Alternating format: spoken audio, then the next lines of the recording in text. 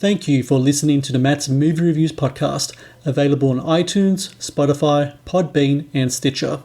Also, please follow Matt's Movie Reviews on Facebook, YouTube, Parler, and Instagram. And of course, be sure to visit www.mattsmoviereviews.net for the latest reviews, top 10 lists, and more. Now, on to the show. This poor soul's journey has come to an end. From dust we started, to dust we return. Every corpse tells a story. It is our task to listen. So these are all stories about how people died. Some tales even I find too unsettling to recount. She's dead! You gotta get that body out of your apartment. Keep your doors locked tonight and keep an eye out for crazies. Monsters! That's pretty cool. Yes, it is, isn't it? Hello and welcome to the Matt's Movie Reviews podcast. I am your host, Matthew Pejkovic, and this is episode number 301. Out now exclusively on Shudder is the Mortuary Collection, a horror anthology that stars Clancy Brown as an eccentric mortician who tells scary tales sure to send shivers down spines and nerves on edge. Beautifully crafted and performed, the Mortuary Collection is just a movie to watch this Halloween or indeed any other night. Don't believe me? Then listen to legendary filmmaker Sam Raimi, who recently said, "The Mortuary Collection is a twisted tapestry of grisly fun and endlessly inventive terror." And joining me now on the Matt's Movie Reviews podcast is the writer and director of the Mortuary Collection, Ryan Spindell. Ryan, I thank you very much for your time today. And look, that Sam Raimi quote, I know you are a huge fan of Evil Dead 2. I know that was a movie that really influenced you when you were a kid to become a filmmaker. So to hear him say that about your movie, it must have been just such a joy. Oh yeah, it's surreal. I mean, even just you reminding me of it in the intro here is feels unreal. It's really cool.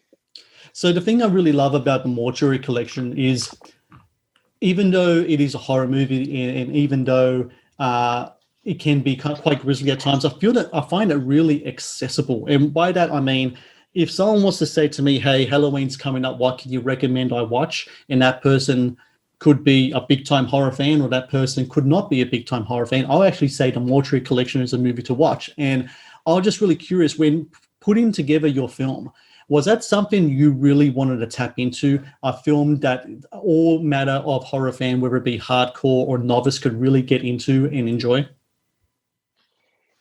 Yes. First off, thank you for that intro. That was one of the best intros I've ever gotten. I appreciate it. Yes, that was definitely sort of the intention from the very beginning. I had sort of a negative experience with horror, with Nightmare on Elm Street in particular, when I was very young. I think I saw it when I was 5 years old. And I was sort of turned off of horror for a really long time, most of my young life. And I was always an artist, and I really loved to draw and paint. And I wanted to be a cartoonist for most of my life. So I sort of had this idea in my head that horror was just this kind of gratuitous teenagers being chopped up in the woods by a man wearing a pig mask. And that was kind of what I thought it was. And so I avoided the genre at all costs. And as you mentioned earlier, it was Sam Raimi's Evil Dead 2 that I think I saw when I was probably 12 years old, that I watched a bootleg copy that my friend had on VHS. And I was really hesitant about watching it because I of course, had avoided horror and I didn't want to see it. I remember the VHS box art from the video store, and that was always scary. And I remember watching that movie and just being really blown away by the artistry on display. I think I could see Sam Raimi kind of bleeding through in every frame. And it was the first time I ever really thought about the creators who make the movies behind the scenes. And I mean that as a compliment, that I could just see him, I could see the edges of the sets, and I could tell that it was sort of people just kind of going hog wild and having a good time. And that movie, on top of Peter Jackson's Brain Dead, which I saw about a week later, those two kind of were the 1-2 punch for me to sort of open my eyes to what horror could be. Not what I thought it was, but sort of where the sort of fun, fantastical imagination that could be sort of infused in the genre. And so, I mean, since then I've become a fan of all subgenres of horror, but I've always been drawn to the artistry and the artists, the auteur artists who really sort of get into the world building and the sort of magic and the fun and the fantasy of it all. So I think when it came to making my first film, I really wanted to lean into that aspect of it because that's what I love the most. The beginnings of the Mortuary Collection kind of begin with a short film you did back in 2015, which was the Babysitter Murders. I'm really, I wanted to ask about kind of like the origins of the whole thing. Did you have an anthology planned out and Babysitter Murders was part of that and you shot that separate, or did Babysitter Murders happen and then from that you kind of framed your kind of anthology story around that short film? So I wrote the whole script as a feature first. And I sent it around town and people really liked the script, but nobody would touch it with a 10-foot pole because apparently the horror anthology format there's no real successes for people to use to sort of justify spending a lot of money on it in the way that Hollywood does. And Hollywood in particular makes movies based on what the surefire bets. There's not a lot of big risk takers anymore. And so everybody kind of said no to the script. And I kind of sat around with some of my collaborators who I've made short films with. And I was like, well, this is kind of cool. We can actually just take one piece of this movie and make it and show people how cool we think it can be. And so that's how we kind of came around to the Babysitter Murders, because within the script, there were 5 stories, but the Babysitter Murders was the most producible. It had basically 2 actors in one location. So we did a little Kickstarter campaign. And we raised some money and we made that short first. And then we kind of used that as our proof of concept to raise the rest of the money to make the film. When a lot of times when I talk to filmmakers that have a short film out there first, the usual evolution of that is that they take that short film and that story alone is expanded into a feature. Considering the pushback against an anthology series, was there any type of pressure whatsoever to make the Babysitter Murders D feature on its own? Yeah, there was a lot of pressure. I mean, even from my own managers were saying like, this is a hit. Let's just take this and stretch it out. Yeah. I think, that does make sense. It probably would have made sense logistically for sure. And maybe even financially. But I think just as a creative, I always have a hard time. I'm a adamant fan of the short format. And when I write my shorts, I really put a lot of time and energy into trying to make them sort of full, robust 3-act stories within sort of, a contained runtime. So for me to take something that I'd already put so much work into, crafting as a whole story and then try to expand it out, it felt like a recipe for a bad movie. It felt like a recipe for the same movie with a bunch of sort of filler scenes kind of crammed in to like pad out the runtime. Yeah. And that sort of goes right back to what a complaint I have about a lot of modern horror, which I think that, there's some really wonderful, fantastic films that have come out in the past few years. But I do think a lot of the mainstream horror releases that you see, they kind of feel like short ideas that would have made really fantastic 20-minute shorts that were then expanded out to 90 minutes and kind of crammed with a bunch of nonsense to fill up the time. And I think those are almost always pretty disappointing to audiences. They make great trailers, but they don't really make great films. And so, that kind of brought me around full circle to what the Mortuary Collection is, which is like, maybe I could find a way to take these sort of short horror ideas that were rattling around in my brain and package them in a way that they could find a mainstream audience. One thing that a lot of people are talking about in regards to the film and really struck my eye as well was just the look of the film, the aesthetic of it. And I think something that's really important to that is the time period that these films, these short stories are set. So from what I can gather, the frame of the movie is set in the 80s, but the different segments are in different decades. So you have the 50s and 60s and 70s. When you choose those specific time periods especially, is there a reason why you wanted to go in the past and deal with the visuals of those decades as opposed to dealing with, say, doing a story in the 2020s or the 2000s? Yeah, I think it just kind of goes back to my love of old-fashioned storytelling and this sort of idea of when we gather around, a campfire or when we were kids and we told stories. the stories never were really set in any one time or place. They were kind of timeless. And so when it came to sort of building a feature film that's about stories and storytellers, I really wanted to create sort of this elevated kind of fantastical world that doesn't really exist in any one time period. So I think it wasn't intentional that the time that each segment has like a specific time period. I think that idea has kind of come to the surface because of the type of subgenres that we tackle and how, the first one is sort of a monster movie. Right. And people tend to associate monster movies with the 50s. And then, of course, the aesthetic, it's a girl in kind of a 1950s dress in a bathroom that could be any time. And so I think people have kind of connected like specific time periods to the shorts. But the intention was just to make it timeless, which is why there are some characters that sort of intersect through all the stories. Now, I'm also hesitant about even saying that out loud because if people think that there's specific time periods and they like that, I kind of want to let them run with it. Yeah. But I don't think that was a conscious decision when we started. I mean, there are other things too, like the second segment, because it deals with sort of college kids, that provided a very specific challenge for us because we were kind of going for a very like 50s, 40s, 50s vibe early on, but then we realized, well, we need music. And when it came to music, that was a tricky one because music really sets things in specific time periods. So that was quite a challenge that me and the Mondo boys, the composers, had in sort of creating the type of music that would feel both timeless and of the time without sort of giving it away. And that was also a really cool challenge. When it comes to successfully developing the type of art direction that you had in your film, which I have to just repeat again, is just fantastic to look at, it really is. This is an independent production that we're talking about. And I imagine there'll be some frugal filmmaking happening here. When it comes to needing to achieve that, where do you make sacrifices in other departments? For example, is everyone bringing in their own sandwiches? Is there catering?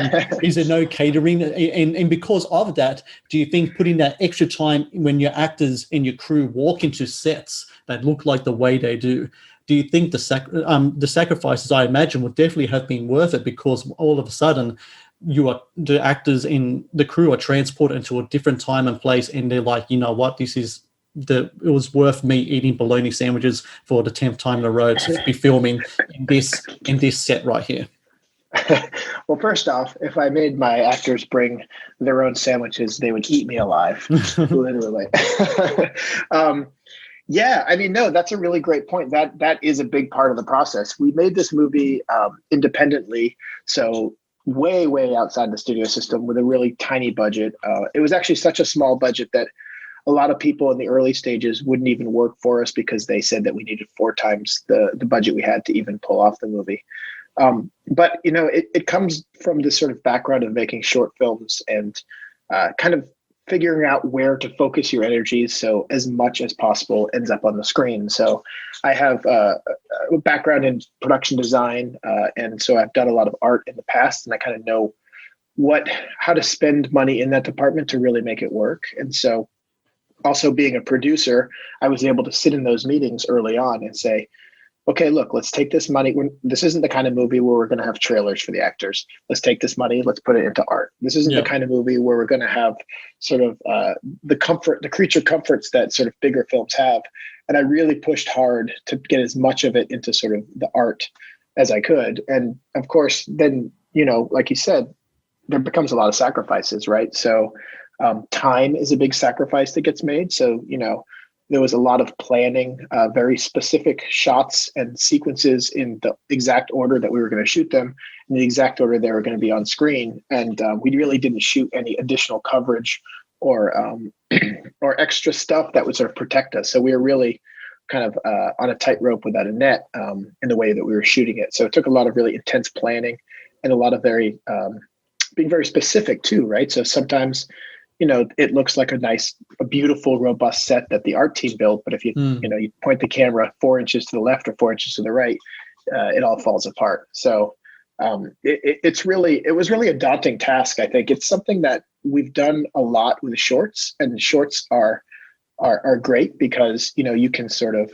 you have the time to really focus down, and you have to just achieve 20 minutes of the absolute best thing you can. And so we took that concept and we sort of tried to translate it to a feature.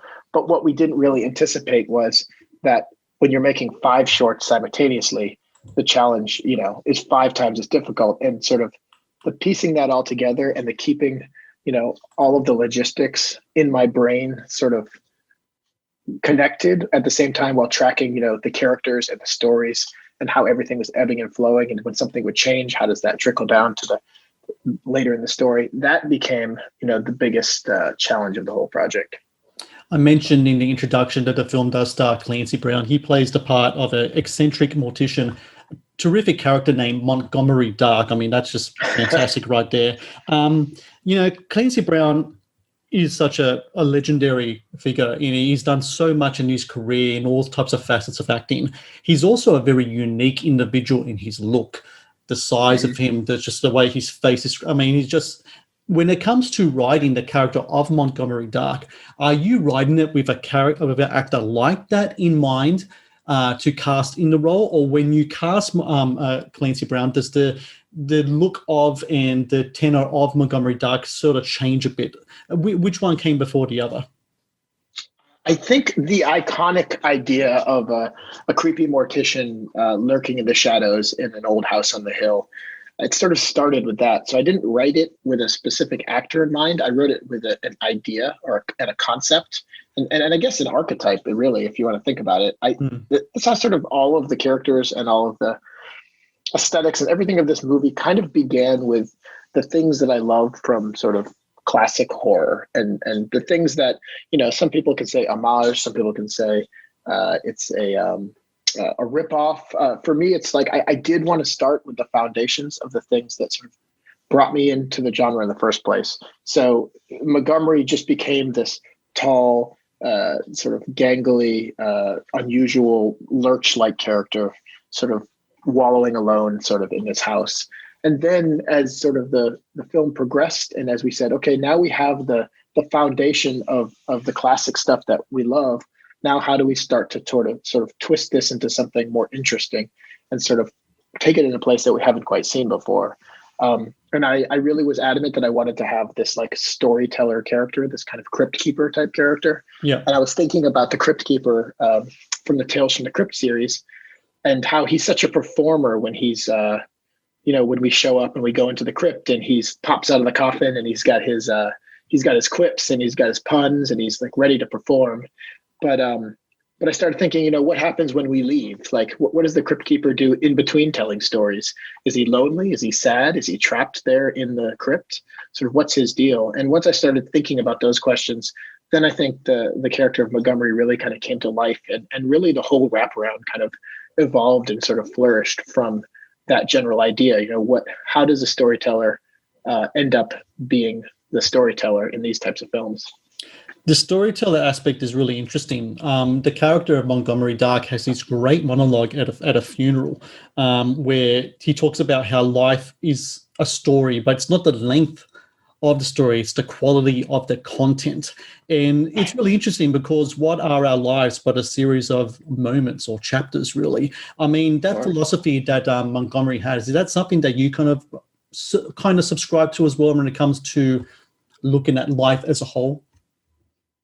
Yeah, absolutely. Absolutely. I think most of us storytellers tend to sort of look at life from that perspective. But I think also there was a big part of it where, it took me a long time to get this movie made. And I met with a lot of people and I had a lot of people sort of telling me that, short stories weren't worth it. Short stories weren't interesting. People really didn't want to see them. And that kind of pissed me off because I'm a huge fan of the short format. And I think it's every bit as much as valid as any sort of length story.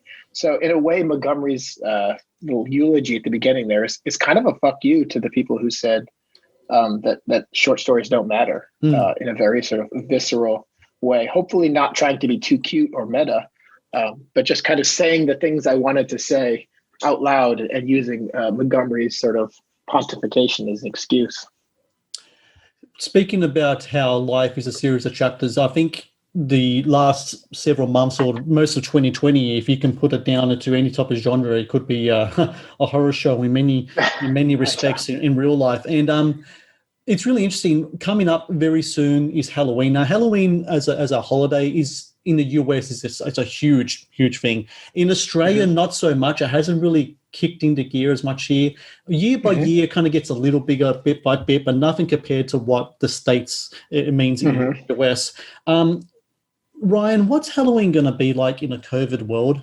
Is it going to be a series of Zoom calls and Instagram posts of different cosplay and such? Is there going to be such a thing anymore, say the normal street Halloween party, or are we going to put it on hold this year?